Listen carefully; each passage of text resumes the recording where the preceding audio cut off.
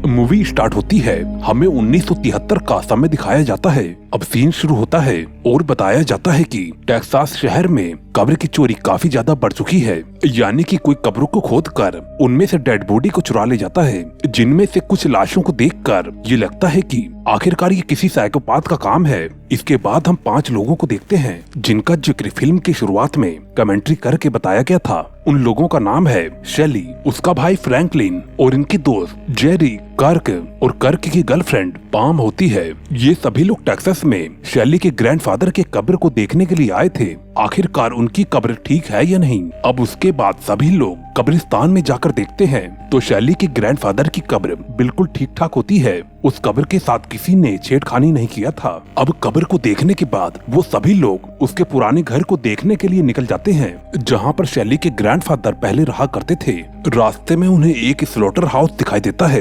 Franklin बताता है कि क्यों उसके साथ उसके अंकल एक स्लॉटर हाउस में काम किया करते थे, और वो ये भी बताता है कि वहाँ पर कैसे जानवरों को काटा जाता है। फ्रैंकलिन बड़े ही इरिटेटिंग तरीके से सारी बातों को बताता है। अब थोड़ी ही दूर पहुँचने के बाद एक अजीब सा आदमी उनसे लिफ्ट मांगता है। अब वो लोग उसे अपनी वैन में बैठा लेते हैं। वो आदमी बताता है कि उसके भाई और फादर उस स्लॉटर हाउस में काम किया करते थे। वो अब सभी लोगों को अजीब सी तस्वीरें दिखाता है जिसमें जानवरों को काटते हुए दिखाया गया था।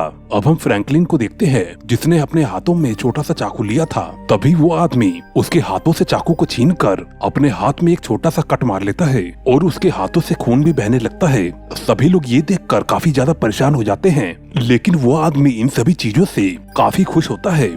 वो आदमी सबके सामने अजीब अजीब हरकतें करने लगता है और अब अपने कैमरे को निकालकर फ्रैंकलिन की तस्वीरें खींचता है। अब इसके बाद वो फ्रैंकलिन की तस्वीर को ही फ्रैंकलिन को $2 में बेचने लगता है। फ्रैंकलिन उस तस्वीर को लेने से मना कर देता है। अब इसके बाद वो आदमी इस बात से उस फोटो को कार के अंदर ही अजीब तरीके से जला देता है, जिस वजह से सभी लोग डर जाते हैं और अब वो जल्दी से फ्रैंकलिन के हाथ को पकड़कर उसके हाथ को चाकू से काट देता है।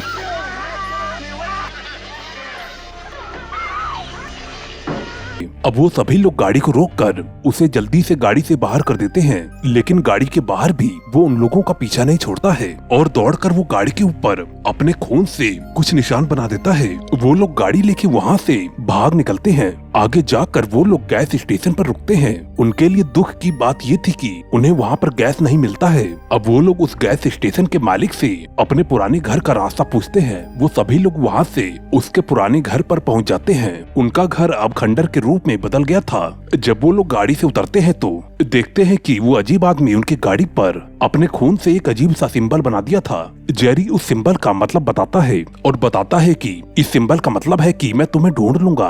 फ्रैंकलिन थोड़ा डर जाता है। बाकी सभी लोग उस घर के अंदर घूमने लगते हैं। घर की हालत बहुत ही ज्यादा खराब होती है। उसमें बहुत ही अजीब अजीब सी चीजें भी होती है। कर्क और पैम फ्रैंकलिन के बताए हुए तालाब को खोजने निकल जाते हैं। वो लोग जब उस तालाब के पास पहुंचते हैं तो देखते हैं कि तालाब सूख चुका है। वहाँ पर थोड़ा सा भी पानी नहीं था। तभी पास में से उन्हें कुछ आवाज सुनाई देती है। जब वो जाकर देखते हैं तो पास में एक घर होता है जहाँ पर एक जनरेटर चल रहा था। उन्हें लगता है कि शायद यहाँ पर कोई रहता होगा, इसलिए वो लोग उस घर की तरफ जाने लगते हैं। उस घर के आसपास बहुत ही सारी अजीब चीजें दिखाई देती हैं, जैसे कि बहुत ही सारी गाड़ियाँ। ऐसा लगता है कि किसी ने स्टॉक किया हो, और पेड़ों पर लटकते हुए कुछ अजीब से कपड़े और बर्तन। वो लोग इन सभी को अनदेखा करके घर के अंदर जाते हैं और दरवाजे के बाहर से ही किसी को आवाज लगाते हैं। अंदर से उन्हें कोई भी जवाब नहीं मिलता है। तभी कर्क को फर्श पर किसी का एक निकाला हुआ दांत दिखाई देता है। वो उस दांत को पैम के हाथों पर रख देता है। पैम डर जाती है और गुस्सा होकर उससे दूर जाकर बैठ जाती है,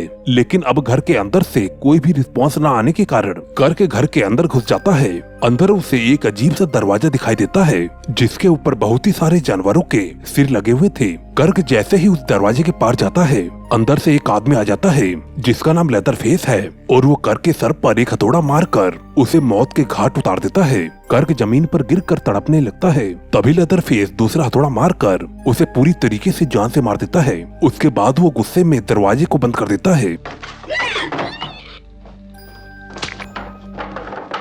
जब काफी देर तक कर्क बाहर नहीं निकलता तो फिर उसे पैम ढूंढने के लिए उस घर के अंदर जाती है। वो जैसे ही कमरे के अंदर घुसती है तो फिर वो देखती है कि उस घर के अंदर सिर्फ कंकाल ही कंकाल दिखाई देते हैं। हड्डियों से बनी हुई कुर्सियाँ, टेबल और अन्य सजावट के सामान होते हैं। पैम को ये सभी कुछ देखकर काफी घबराहट होती है। और अब वो डर कर वहाँ से भागने लगती है। तभी लेदरफेस उसे देख लेता है और उसके पीछे पड़ जाता है। वो दरवाजे से बाहर ही भागने वाली होती है, लेकिन तभी लेदरफेस उसे पीछे से पकड़ लेता है और घर के अंदर वापस ले आता है। अंदर लाकर वो उसे एक हुक के अंदर फंसा देता है, जिससे कि उसे बहुत ही ज्यादा दर्द होता है। और अब लेदरफेस उसी के सामने कर्क को चैन शो से काटने लगता है। दूसरी तरफ उनके दोस्त उनके वापस न आने की वजह से काफी ज्यादा परेशान हो रहे थे, क्योंकि उन लोगों को निकले हुए काफी ज्यादा समय हो गया था। आखिर में अब जेरी उन्हें ढूंढने जाता है और अब वो भी भटकते हुए उसी घर के अंदर पहुंच जाता है। और जब उसे घर के अंदर से कोई भी जवाब नहीं मिलता है तो फिर वो भी घर के अंदर चला जाता है। अंदर जाने के बाद उसे फ्रीजर के अंदर से एक आवाज सुनाई देती है और जब वो उसे खोलता है तो अंदर उसे पैम मिलती है। इससे पहले कि जेरी को कुछ समझ में आता, लेदरफेस पीछे से आकर उसके ऊपर हथौड़े से वार कर देता है। इसके बाद वो पैम को फिर से फ्रीजर के अंदर बंद कर देता है। अब हम देखते हैं कि लेदरफेस काफी ज्यादा परेशान नजर आता है, क्योंकि उसे समझ में नहीं आता कि आखिर ये सब क्या हो रहा है, आखिर ये लोग कहाँ से बारी बारी आ रहे हैं। यहाँ पर लेदरफेस को किसी का उसके घर में आना बिल्कुल भी पसंद नहीं था, जिस वजह से वो काफी ज्यादा परेशान हो रहा था। अब रात हो जाती है। दूसरी तरफ हम देखते हैं कि शेली और फ्रैंकलिन अभी तक उन सभी का इंतजार कर रहे थे। वो लोग इंतजार करते हुए काफी ज्यादा परेशान हो जाते हैं। शेली को अपने दोस्तों की काफी ज्यादा चिंता हो रही थी, लेकिन फ्रैंकलिन कहता है कि हमें अब यहाँ से चले जाना चाहिए। शेली नहीं मानती है और अब वो उन्हें ढूंढने के लिए वहाँ से निकलती है और ना चाहते हुए भी अब फ्रैंकलिन को उसके साथ जाना पड़ता है। वो लोग रात के अंधेरे में उन्हें आवाज लगाते हुए ढूंढ रहे थे, तभी उन्हें वो घर दिखाई देता है। अब वो लोग वहाँ पर जाने की सोच ही रहे होते हैं, तभी अचानक से उनके सामने लेदरफेस आ जाता है और फ्रैंकलिन को अपने चैन शो से काट देता है। अब ये सभी कुछ देखकर शेली के बहुत ही बुरी तरीके से होश उड़ जाते हैं और वो भागते भागते उसी घर की तरफ चली जाती है। लेदरफेस उसका पीछा कर रहा था। अब बचने के लिए वो उस घर के अंदर घुस जाती है, जहाँ पर उसे दो लोग दिखाई देते हैं, जिनमें से एक औरत थी जो कि कुर्सी पे बैठे बैठे ही मर गई थी और एक बहुत ही ज्यादा बूढ़ा आदमी था जो कि अभी भी कुर्सी पर बैठा था। उसके शरीर की पूरी चमड़ियां बहुत ही भयानक हो चुकी थी। अब शैली डरते हुए नीचे की तरफ भागती है, लेकिन नीचे लेदरफेस खड़ा था। उसे देखकर वो फिर से ऊपर की तरफ भागती है। अब वो लेदरफेस से बचने के लिए वहीं से खिड़की से छलांग मार देती है और अब भागते भागते गैस स्टेशन के पास पहुंच जाती है। वहाँ वो एक आदमी से मिलती है और वो उसे सब कुछ बता देती है। उसके बाद डिटन अपना ट्रक लेने जाता है ताकि वो पुलिस के पास उसे पहुंचा सके। और जब वो ट्रक लेकर वापस आता है तो उसके हाथ में एक रस्सी और एक बड़ी सी बोरी होती है। ये देखकर शैली और भी ज्यादा डर जाती है। इसके बाद वो जबरदस्ती ही शैली के हाथों को बांधकर बोरी के अंदर डाल देता है। अब वो शैली को ट्रक के अंदर डालकर उसे कहीं पर ले जाता है। वो उसे वापस से उसी घर के पास ले जा रहा था जहाँ पर लेदरफेस रहता है। अब रास्ते में जब वो ट्रक को रोककर नीचे उतरता है, फिर से हमें वहाँ पर वही आदमी दिखाई देता है जिस पागल आदमी ने इन लोगों से लिफ्ट मांगा था। डिटन ट्रक से उतरकर उसे मारने लगता है। यहाँ पर मालूम चलता है कि ये वही आदमी था जो कि कब्रों को खोदकर लाशों को निकालता था और वो इन कामों को केवल अपने फन के लिए किया करता था। अब थोड़ी देर बाद दोनों ही शैली को लेकर घर के अंदर पहुँचते हैं, जहाँ पर हमें मालूम चलता है कि ये तीनों आदमखोर भाई हैं। सबसे बड़ा गैस स्टेशन का मालिक है, दूसरा जो कब्र को खोदता है और तीसरा सबसे भयानक लेदरफेस। ड्रेटन वहाँ पर लेदरफेस को काफी डांटता है क्योंकि शैली उसकी वजह से वहाँ से भाग सकती थी। इसके बाद वो लोग शैली को एक कुर्सी के ऊपर बांध देते हैं। अब वो लोग अपने ग्रैंडपा को ले आते हैं। उनके ग्रैंडपा 124 साल के थे। ये वही बूढ़ा आदमी था जो कि कुर्सी पे पड़ा था। उनका ग्रैंडफादर केवल खून पीकर ही जिंदा था। अब वो लोग शैली की उंगली को काटकर उसके ग्रैंडफादर के मुंह में डालकर शैली के खून को पिलाते हैं। शैली ये सभी कुछ देखकर बेहोश हो जाती है और जब उसे होश आता है तो वो खुद को एक डाइनिंग टेबल पर पाती है और जहाँ पर उसका हाथ दो कटे हुए हाथों के साथ बंधा हुआ था, उसके सामने लेदरफेस की पूरी फैमिली बैठी हुई थी। यहाँ पर उसकी सारी फैमिली डिनर में इंसानों का मांस खा रही थी।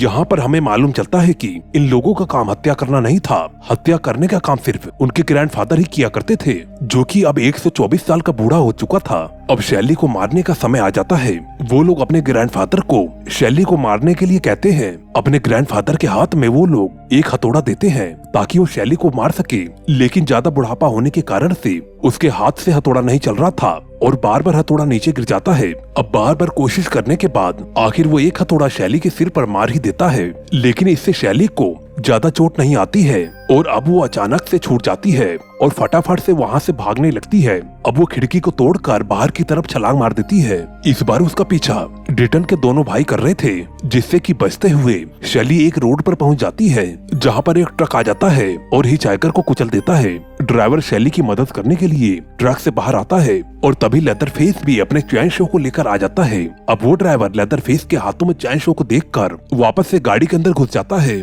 शैली भी उसके साथ ट्रक के अंदर घुस जाती है, लेकिन ऐसे मौके पर हड़बड़ी में ट्रक स्टार्ट नहीं होती। अब दूसरी तरफ से निकलकर वो दोनों भागने लगते हैं। लेदरफेस अपने चैन शो को लेकर उनके पीछे दौड़ने लगता है। अब तभी एक जगह पर रुककर वो ड्राइवर एक लोहे से लेदरफेस के फेस पर फेंक कर मारता है। अब लेदरफेस नीचे गिर जाता है और उसके चैन शो से उसका आधा पैर कट जाता है, लेकिन अब वो दोबारा से उठकर उनका पीछा करता है। शैली दौड़कर एक आती हुई कार के अंदर चढ़ जाती है और अब लेदरफेस कार का पीछा करने लगता है। वो लड़की लेदरफेस के हाथों से निकल जाती है, जिस वजह से लेदरफेस गुस्से में ही चैन शो को चलाता है। और अब दोस्तों ये मूवी यहीं पर ही एंड हो जाती है। इस मूवी का अगला पार्ट देखने के लिए हमारे चैनल को जरूर सब्सक्राइब कर ले। इसका अगला पार्ट और भी अमेजिंग है। दोस्तों अगर वीडियो पसंद आई हो तो कृपया करके लाइक जरूर कर देना। मैं मिलता हूँ आपको नेक्स्ट वीडियो में। Okay bye.